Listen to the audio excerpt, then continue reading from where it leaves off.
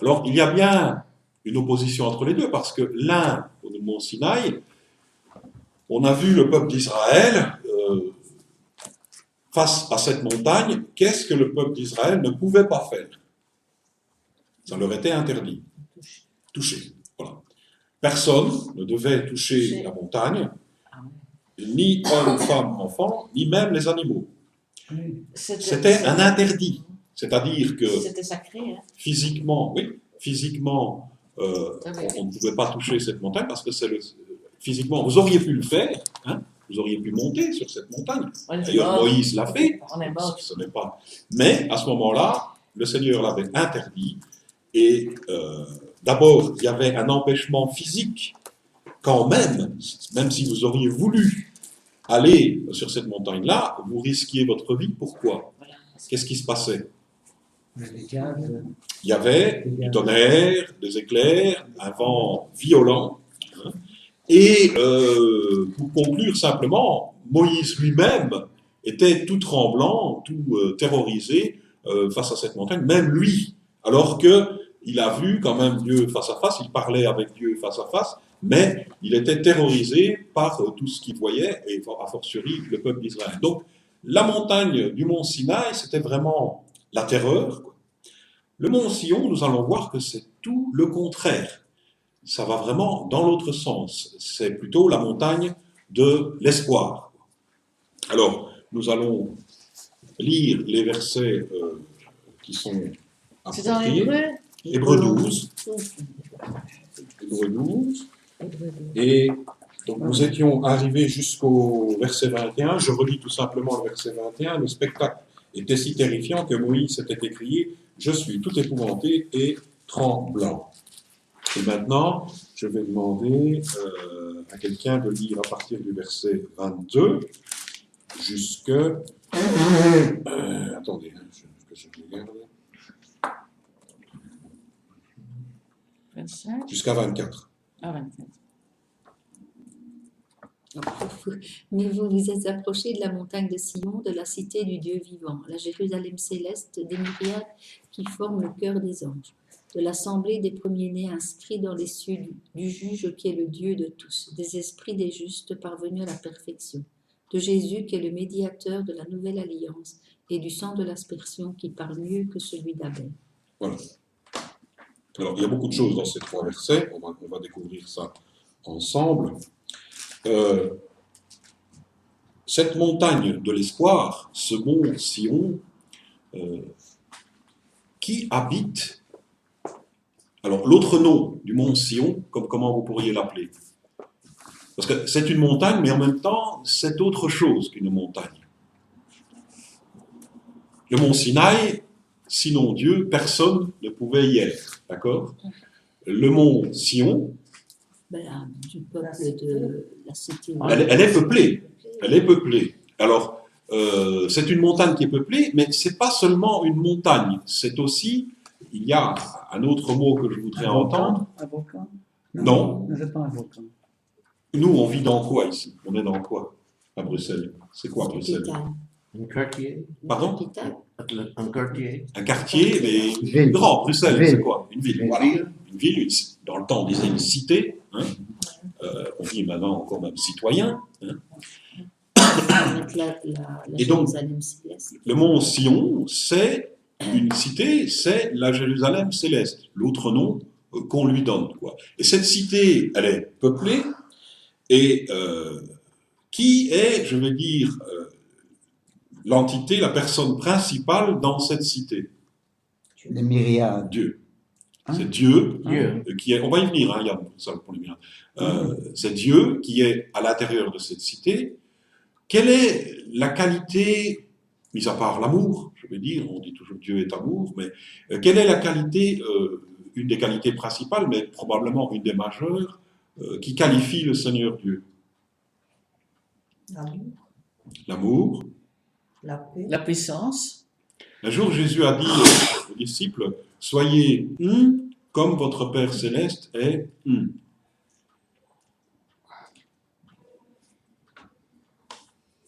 C'est pas humble. Est-ce que Dieu commet des fautes? Ça, Saint, Il est saint, bien sûr, il est saint, bien sûr.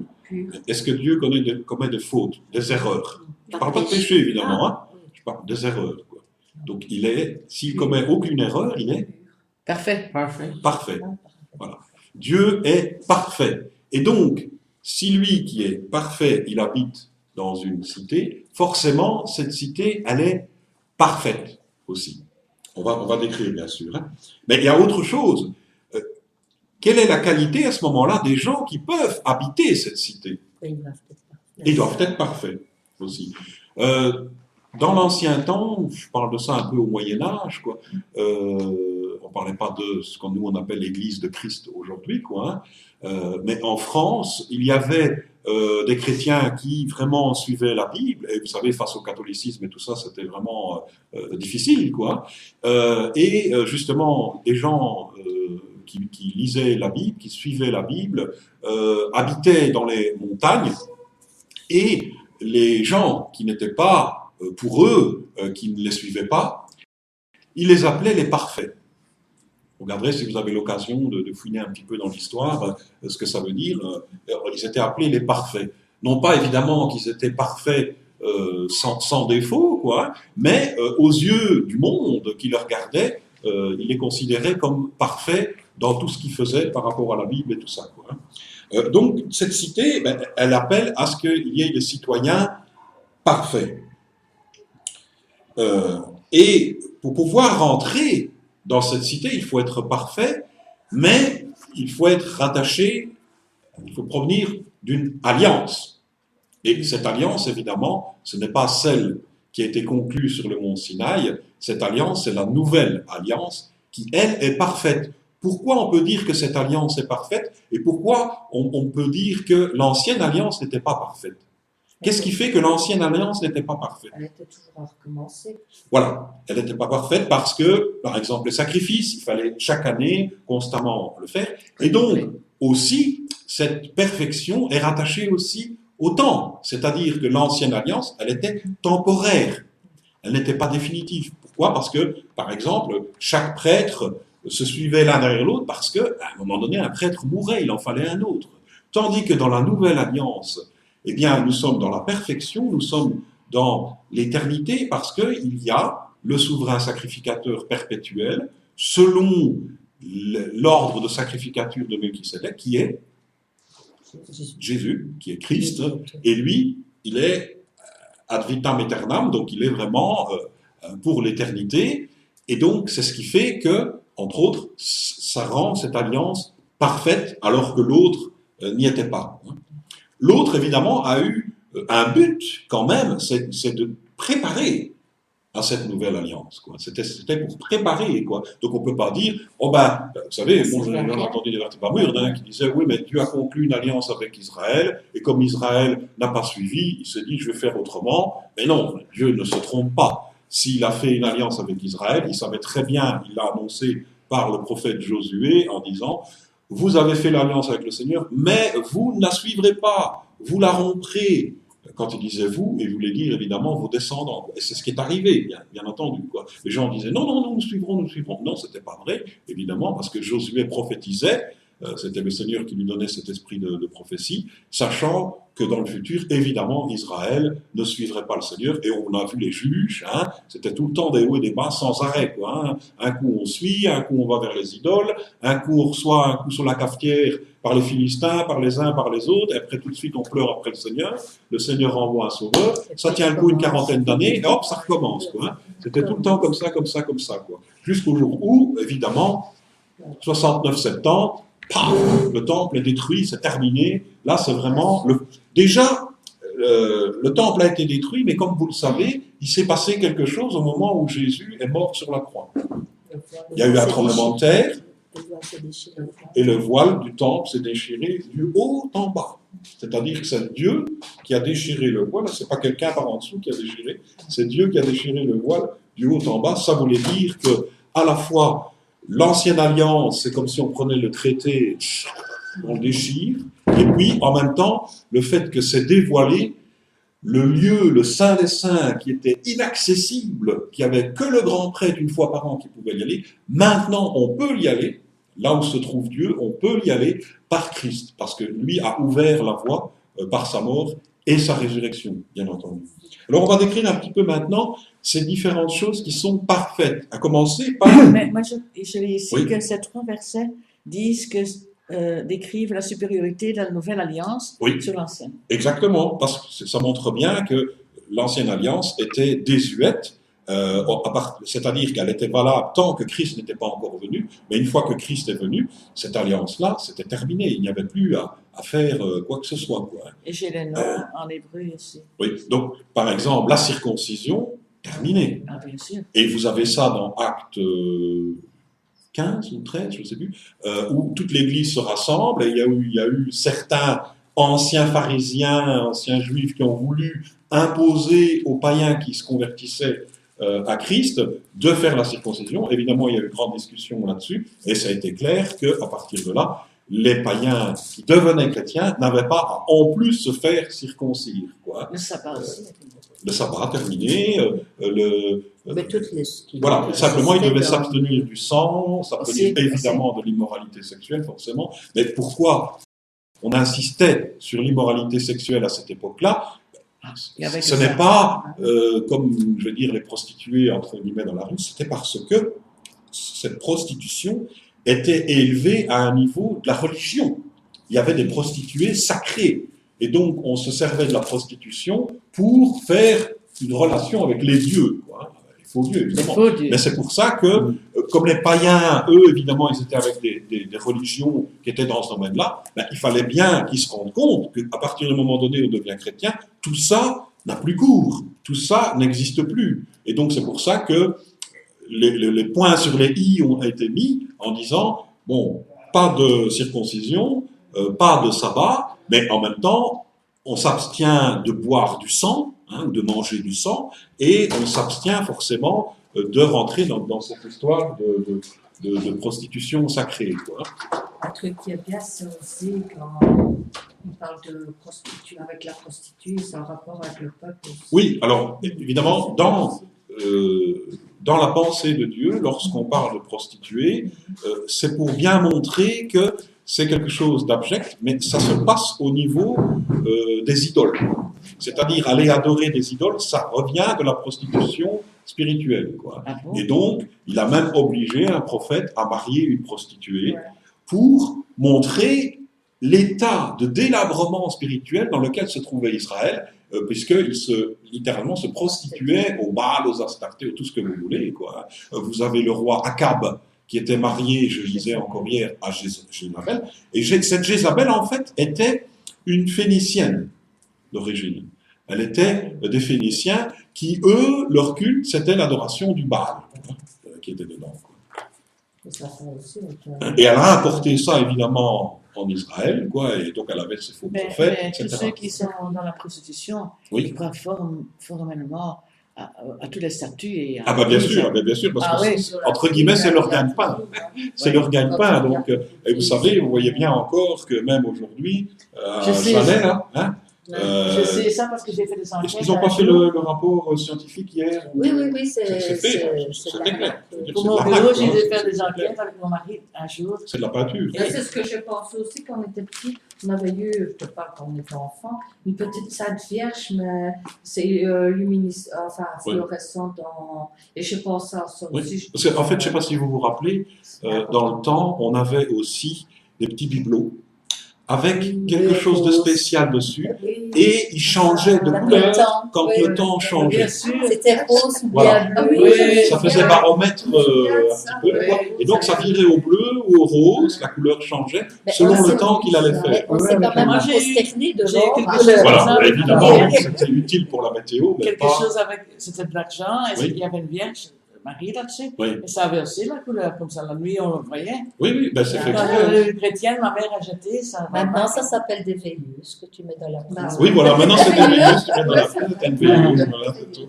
Exactement. Donc on parlait d'une cité parfaite, c'est ce qui est dans le verset 22. Alors, on a dit, il y a trois manières de décrire cette cité. Tout d'abord, on l'appelle le mont Sion, d'accord? C'est l'endroit d'ailleurs physiquement, quand on parle du mont Sion, c'est là la ville de Jérusalem, et c'est aujourd'hui ce qu'on appelle le mont du Temple. Qu'est-ce qui reste? Il ne reste plus qu'un morceau du mur du Temple, quoi. Et vous avez... C'est là que les Juifs vont s'enseigner. Oui, voilà. C'est Ah là. bon? C'est là. C'est le dernier vestige du Temple de Salomon, restauré par Hérode, hein, re-restauré avant par... je crois que c'était à l'époque de Néhémie, hein, quand ils sont revenus. Pardon? Où ce qu'on marche le sol. Oui. Aussi, ça a été... Ah ben, tout a été détruit, quoi. Mais Mm. en dessous du temple, évidemment, il y avait toute une infrastructure, il y a des souterrains, il y a toutes sortes de trucs. D'ailleurs, chaque fois qu'on veut faire de l'archéologie en dessous, les Arabes sont très chatouilleux par rapport à ça. Il y a tout de suite des manifestations, etc. Parce que, évidemment, tout ça se trouve en dessous du dos de la mosquée. La mosquée qui se trouve là, qui a été installée plusieurs centaines de siècles après Jésus-Christ, quoi. Hein. Donc, c'est un endroit très tendu, je veux dire, au niveau de religieux, au niveau de politique. Beaucoup. Oui, tout à j'avais fait. fait une émission, un documentaire interpellant, parce que j'avais l'impression, bon, il y avait les musulmans d'à côté, Oui. et il y avait les juifs. Et encore les juifs avec leurs trucs, les impulsions, comme dans le temps. Oui. Et alors, il y avait des juifs, j'ai même pensé aux pharisiens, ce que Jésus a dû vivre à l'époque, Oui. et l'apôtre Paul, parce qu'il disait, ah, mais Jésus, il parlait du Seigneur, c'était un homme à femme, et tout des trucs, mais je me dis, mais purée, ils sont toujours dans l'ancienne alliance, Ah oui, tout à et fait. ils ne reconnaissent Tout à fait. pas Ah oui, Christ oui. comme le Messie. Le temple a été détruit. C'est dingue. Sous-entendu, ça veut dire Ah, mais non, que ils ne reconnaissent Dieu, pas. comme dans- Ils ne reconnaissent pas du tout. effectivement dissout l'alliance, quoi. D'ailleurs, ils n'ont pas eu le choix, c'est-à-dire que tous les sacrifices étaient terminés, quoi. Il n'y avait plus de sacrifices, donc il n'y a plus de sacrifices pour le péché. Donc, ils ont dû s'inventer une philosophie pendant, jusqu'à aujourd'hui encore, pour se justifier, parce que C'est dingue. pour se justifier aux yeux de Dieu, c'était le sacrifice. Dieu demandait ça, Ils attendent et maintenant, ce toujours n'est plus le possible. Donc, Messie. Oui, ils ont oui, dû ils entendent toujours. ils attendent, et ils espèrent, beaucoup espèrent, de reconstruire le temple pour refaire les sacrifices, mais c'est un non-sens. De toute façon, même s'ils y arriveraient, parce que c'est ce que les milléniumistes disent,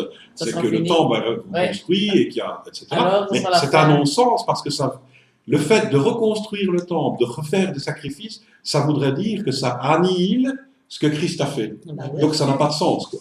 Alors pour les Juifs qui restent sur ça, ça a du sens pour eux, parce qu'ils ne veulent pas de Christ, mais vous avez quand même une frange dans le judaïsme Ah oui. qui s'appelle les Juifs messianiques, qui reconnaissent Christ Ah oui. comme étant Oui, oui. le Messie, quoi. Donc eux, évidemment, ils rentrent dans la nouvelle alliance, mais ceux qui restent encore avec l'ancienne, eux sont perdus, parce qu'ils refusent absolument de venir à Christ, quoi. Et ils n'ont pas d'études bibliques pour comprendre ça. Quand tu vas en Perse le samedi, tout est fermé. Hein. Oui, oui, bien sûr, Tout est fermé. ça Hein. va. Mais on À peut venir le Jérusalem, dimanche, il y a des tout est ouvert. barrières. Sauf Il y a le des zoo. barrières.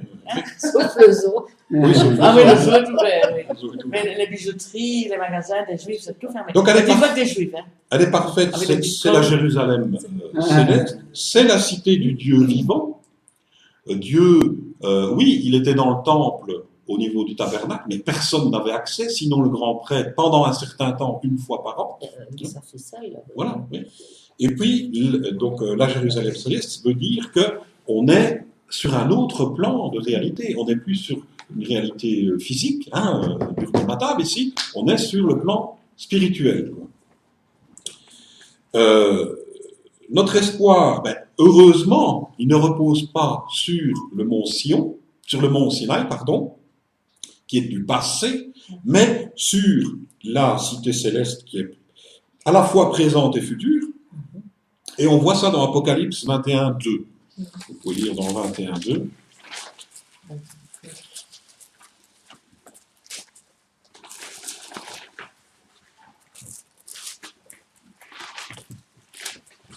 Oui, oui.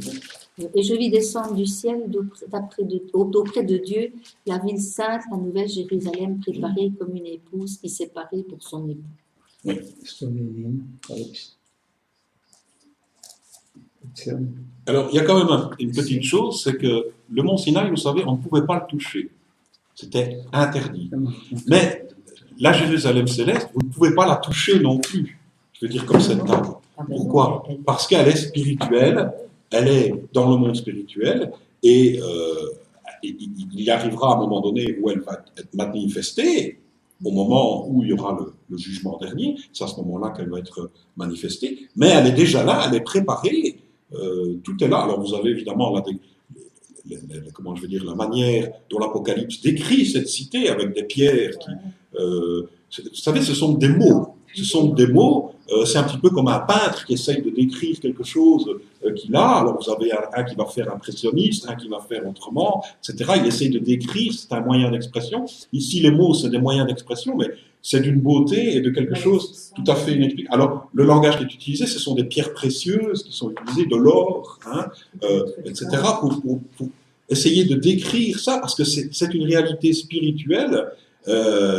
Mais en même temps, il y a quand même quelque chose de physique, mais c'est difficile à expliquer. Voilà. C'est notre espérance. Mais ça veut dire aussi qu'on est rentré dans l'Église. Oui, alors c'est ça que maintenant... c'est ça.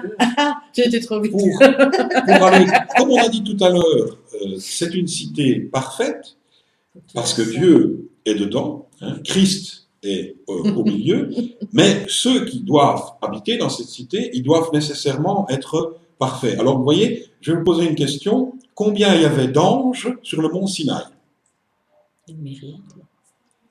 Sur le mont Sinaï. On ne le sait pas. Non. On ne le sait pas. On ne sait pas. Il y en avait au moins un, certainement, parce que, je veux dire, quand, quand Moïse était a eu là le contact avec le buisson ardent, il avait bien... Si vous lisez la parole, vous verrez, c'est un ange du Seigneur. Et ce ne serait pas celui qui a parlé à Jean dans l'Apocalypse, là. Ah, ça, c'est tout à fait quand possible. Jean voulait aller se prosterner, je vais dire à Jean-Paul, mais moi, devant l'ange, et que l'ange lui a dit... On en avait parlé, les anges, si vous vous rappelez, avec l'ange du Seigneur, que c'était un ange très particulier.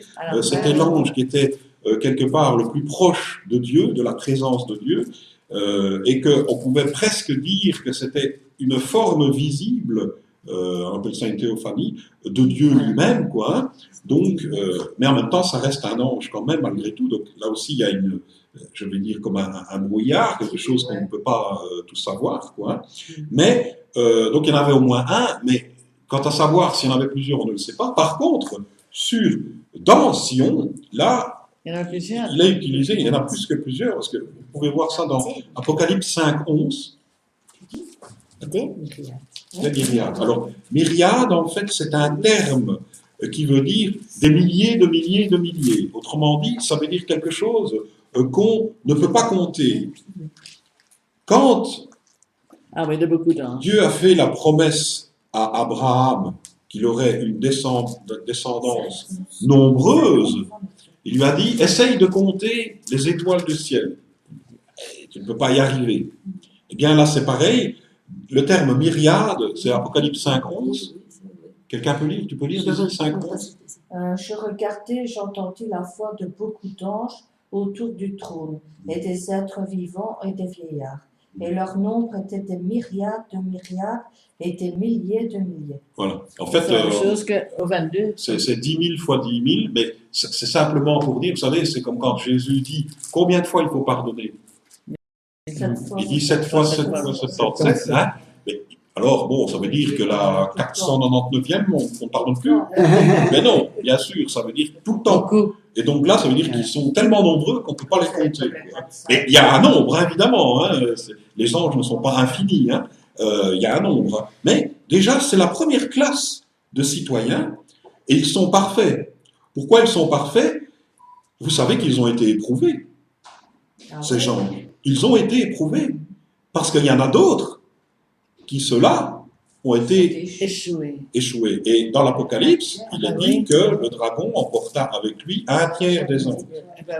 C'est Satan qui a réussi à soudoyer, à charmer, entre guillemets, le tiers des anges, et ils sont perdus, et c'est ce qu'on appelle maintenant des démons. Mais par contre, ceux qui sont restés près du Seigneur, eux, ils sont parfaits, et ils ont le droit d'être là, dans cette cité céleste. Et il y a fort heureusement une autre catégorie de personnes, c'est nous, c'est les chrétiens, qui sont rendus aussi parfaits, non pas par des œuvres, non pas par quelque chose qu'on aurait pu faire, mais par Christ. Et par notre foi. Par Christ, oui. Et le Christ, il est le premier-né de cette nouvelle création. Vous avez ça dans Colossiens 1,18. Oui.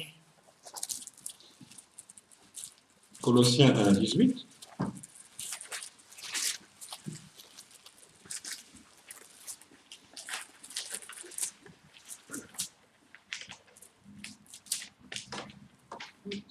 C'est sans ressemblant avec Hébreu. Oui. Vas-y, tu peux lire. 1,18. Il est la tête du corps de l'Église, il est le commencement, le premier-né d'entre les morts, afin d'être en tout le premier. Oui. Alors, regardez bien, le premier-né d'entre les morts. Ouais. Ben, je ne sais pas, mais il me semble que Lazare, il a été ressuscité avant Christ. Oui, mais ce n'est pas les morts, oui, dans le sens des morts de, Mais des morts il de ne faut chair. pas oublier une quoi. chose.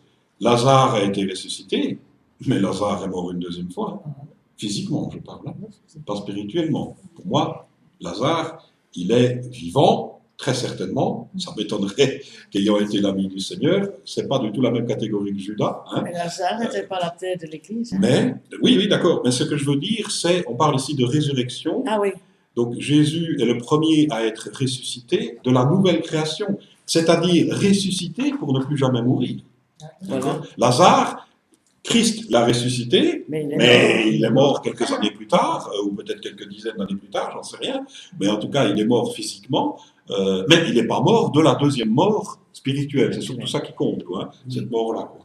Donc, on voit, oui. Je propose ici que Oui. il n'était pas vraiment le premier-né de la mort, parce que Lazare était avant lui. Oui, Mais le premier-né, c'est un titre qui Oui. était donné dans l'âge patriarche. oui, oui. L'aîné. L'aîné. Oui, l'aîné, Oui, l'aîné. le premier-né, Mhm. c'est lui qui Le est fils. devenu le prochain patriarche. Ah oui, Oui, parce oui, que oui, c'était oui. un fils. Bien sûr. Oui, Patriarche. mais c'est un peu comme Christ.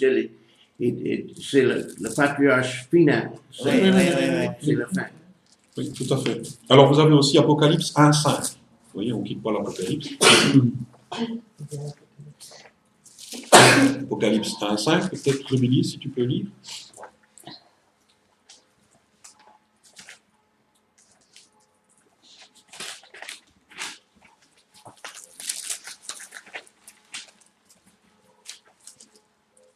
Chapitre 1, verset 5.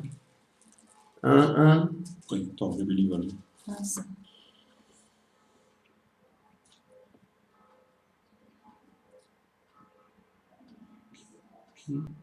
Rubilly, tu veux Oh, Oui. oui.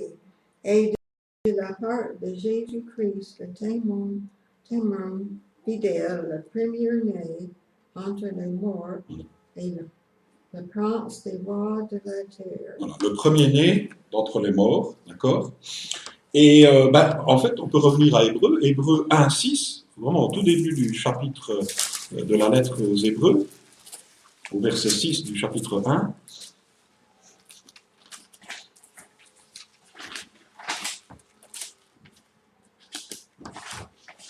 Oui, vas-y. Et lorsqu'il introduit de nouveau dans le monde le premier-né, il dit que tous les anges de Dieu l'adorent. Voilà. Donc le premier-né, donc c'est vraiment un titre qui est affecté, comme Jésus quand il était sur terre, on l'appelait le Fils de l'homme. Mais là, c'est un titre qui est donné à partir du moment donné où il a été ressuscité. Donc premier-né, nouvelle création de la part de Dieu. Alors notre citoyenneté, donc cette appartenance à cette cité parfaite, cette citoyenneté-là, combien de temps elle dure? Est-ce qu'elle est provisoire ou permanente? Elle est éternelle, elle est permanente. Et comment vous savez qu'elle est permanente? Parce que on voit Jésus. Quand vous êtes citoyen d'une ville, vous allez à l'administration et on vous inscrit quelque part. Dans le livre de vie.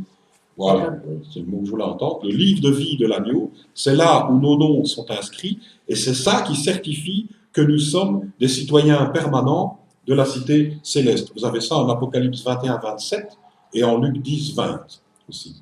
Mais il y aura déjà beaucoup de livres, là, on lit un petit peu qui disent qu'il y a des livres, encore des livres qui Oui, sont oui. ouverts.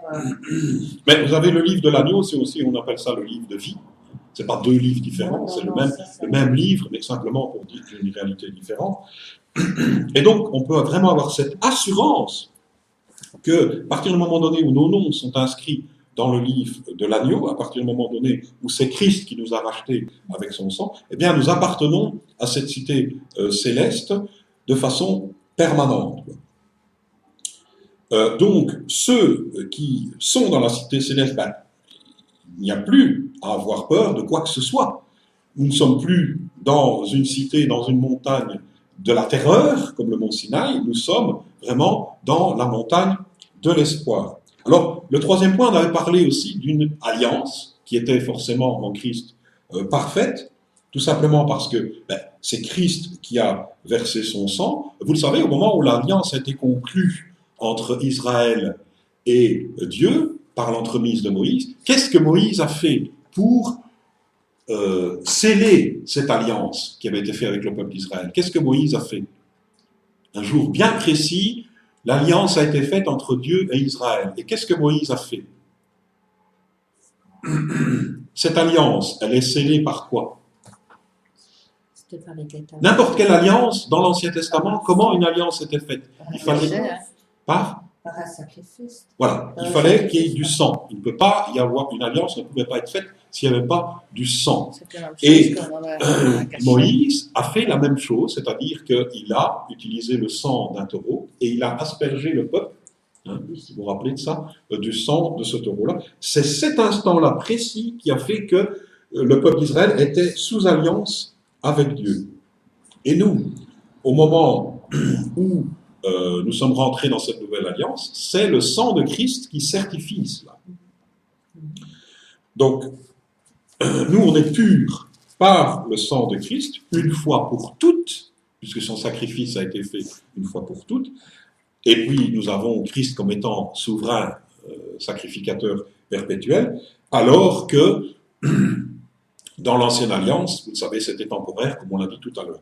Alors, il y a cette petite phrase-là qu'on a lue, verset 24, où on parle du sang d'Abel par rapport au sang de Christ, et on dit que le sang de Christ est meilleur que le sang d'Abel. Pourquoi?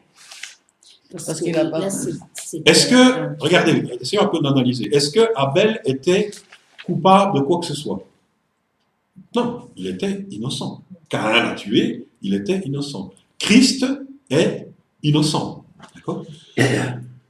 Mais Christ Quand on regarde le sang, oui, quand on regarde le sang d'Abel, il n'est pas mort pour nos péchés. Dieu vient trouver Caïn et il lui demande où est ton frère. Et il lui dit, suis-je le gardien de mon frère, évidemment. Mais le Seigneur lui fait une phrase et il dit quoi par rapport au sang d'Abel? Le sang de ton frère. Oui. Crie. Voilà. Et il crie, voilà, c'est le mot que je voulais entendre. Il crie finalement vengeance, il crie condamnation. D'ailleurs, Caïn dit, une fois qu'il est condamné à cause de cet acte par le Seigneur, et il dit, quiconque me trouvera voudra me tuer. Et le Seigneur dit, non, personne ne te tuera, parce que je vais mettre une marque sur toi, pour ne pas qu'on te tue. Quoi. Mais le sang d'Abel appelait la vengeance, la condamnation. Le sang de Christ, qu'est-ce qu'il fait? Est-ce qu'il condamne? Est-ce qu'il venge? Qu'est-ce qu'il fait? Il pardonne et il apporte la paix, la réconciliation. C'est là que le sang de Christ est bien meilleur que celui d'Abel. Parce que si vous regardez Christ juste dans sa nature humaine, pas dans sa nature divine, mais juste dans sa nature humaine, à côté d'Abel, eh bien, tous les deux étaient innocents. Aucun, je veux dire, Abel, ce qui lui a été fait, ce n'était pas parce qu'il avait volé quelque chose, ce n'était pas parce qu'il avait insulté ou quoi que ce soit. Non, il était innocent. Christ, ce qu'on lui a fait à la croix, il était innocent. Ce qu'on l'a accusé, quel était son crime pour Rome, pour le clergé de l'époque, le Sanhédrin? Quel était le crime? Parce qu'il avait dit qu'il était Dieu. Ça, c'était le Sanhédrin, mais ce n'est pas ce qu'a retenu Rome. Quand on regarde la croix, regardez ici, ben justement, ici. Qu'est-ce que c'est ça? Henri, le roi des Juifs. Henri, hein, donc c'est la révélation latine, quoi. Mais le roi des Juifs, c'était parce qu'en fait, quand on comment je veux dire, la coutume était que quand quelqu'un était crucifié, on mettait l'acte d'accusation, ce pourquoi il était condamné, hein, soit pour meurtre, soit pour, etc., quoi. Et au-dessus, donc, ce crime était le roi des Juifs. Et il était mis dans les 3 langues. C'est-à-dire pour que bien, parce qu'à Jérusalem, il y avait du monde qui passait, pour que les gens qui passent se rendent compte, c'était écrit en latin, pour les Romains, c'était écrit en grec, hein, et puis c'était écrit en hébreu, de telle manière que tous ceux qui passaient voyaient vraiment ce pourquoi il était dessus, quoi. Et d'ailleurs, il est écrit dans la parole, ça embêtait le Sanhédrin, d'avoir le roi des Juifs comme ça, sur une croix, parce que pour les Juifs, c'était insupportable, la crucifixion, quoi. Hein. Mais en plus, écrit roi des Juifs au-dessus, c'était d'autant plus insupportable. Et donc, ils sont venus trouver Pilate et lui ont demandé quelque chose. Ah oui, Qu'est-ce qu'ils lui ont demandé par rapport à cette inscription? de la retirer. Pas la retirer, de la modifier. Et c'est pour ça qu'ils n'ont rien dit. Et la modification était suivante, dit, n'écris pas le roi des Juifs, écris plutôt, il a dit qu'il était le roi des Juifs. Il a dit, je suis le roi. Or, Jésus ne l'a jamais dit. Ah non. C'est-à-dire, il l'a dit indirectement, quand il a parlé face à face avec Pilate. Pilate a dit, tu es roi. C'est toi qui le dis.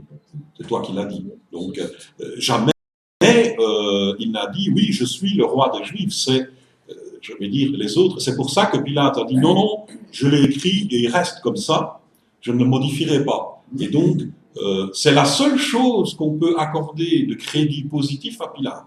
Hein, certainement pas de s'être lavé les mains, hein, mais il a mis cet écriteau-là parce que ça l'arrangeait au niveau de Rome, parce qu'il avait des soucis avec César, hein, ça l'arrangeait au niveau de Rome, et en même temps, ça mettait les choses au point par rapport aux Juifs, donc il avait calculé son coût pour que ça soit écrit comme ceci, et en même temps, c'est une vérité, parce que Jésus était le roi des Juifs, Jésus était le Messie qui était attendu, simplement le clergé de l'époque, le Sanhédrin, ne l'a pas reconnu en tant que tel et a refusé cela en tant que tel. Quoi.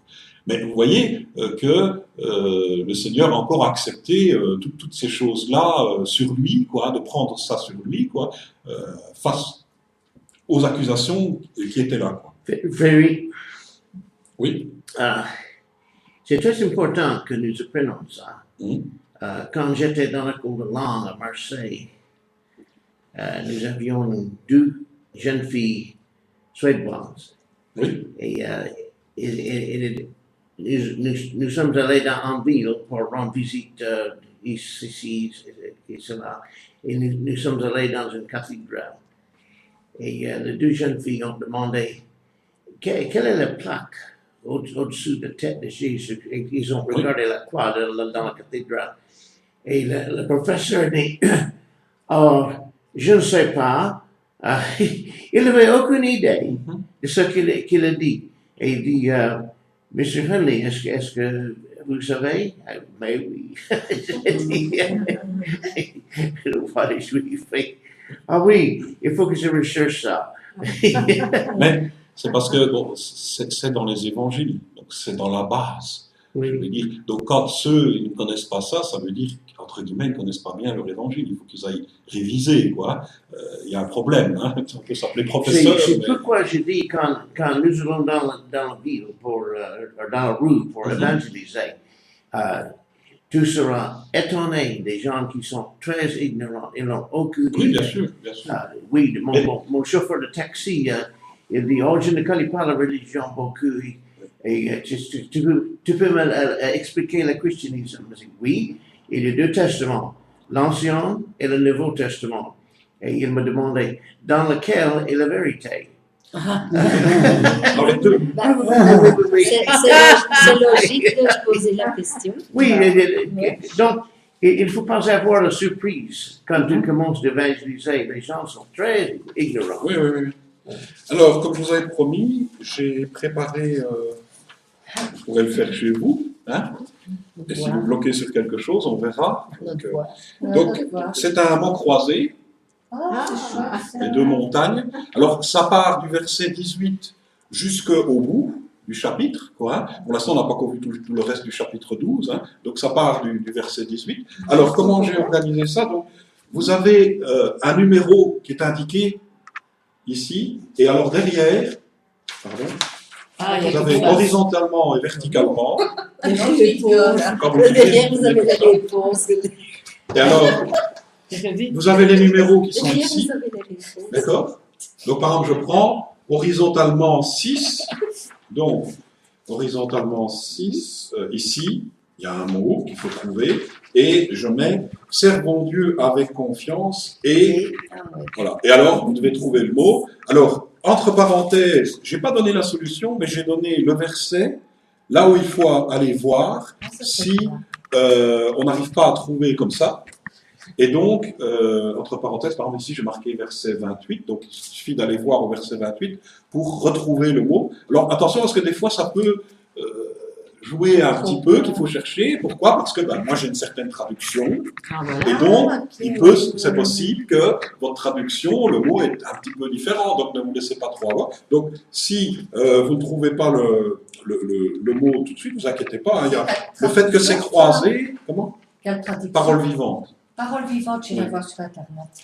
Parole vivante. Mais normalement, elle n'est pas fort éloignée de la nuit seconde, Non. de la colombe, c'est pas trop éloigné.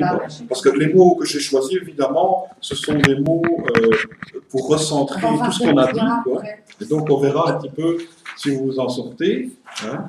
Mais, comme je vous ai dit, ça va de 18 jusqu'au bout. On n'a pas vu tout. Donc, moi, ce que je vous conseille avant de l'attaquer, c'est de lire une fois le chapitre 12 à partir du verset 18 jusqu'au bout, parce que de toute façon, ça concerne qu'à partir du verset 18, quoi. Et puis, une fois que vous l'avez lu, après, vous essayez de résoudre. J'aime bien ça, moi. Et les mots sont choisis pour centrer, je vais dire, ce qu'on a parlé dimanche dernier, aujourd'hui, et ce qu'on parlera encore dimanche prochain. En même temps, si vous le faites déjà complètement cette semaine, automatiquement, les versets qu'on n'a pas encore vus, vous avez déjà une préparation pour le dimanche prochain, quoi. Mais si vous voulez, vous pouvez aussi les laisser de côté, donc aller jusqu'au verset 24, puisque de toute façon, j'ai mis la référence chaque fois entre parenthèses, et donc, vous savez uniquement faire ce que vous voulez dessus, quoi. Voilà. On a un examen de passage. C'est examen de passage. Vous Vous aurez un bonbon. Une date. Ah non, il y a 17 questions. Donc, quand vous le faites, vous avez comme ça, et vous retournez, hop, vous avez directement. Il n'y a pas de. Ah oui, c'est. Oui, c'est-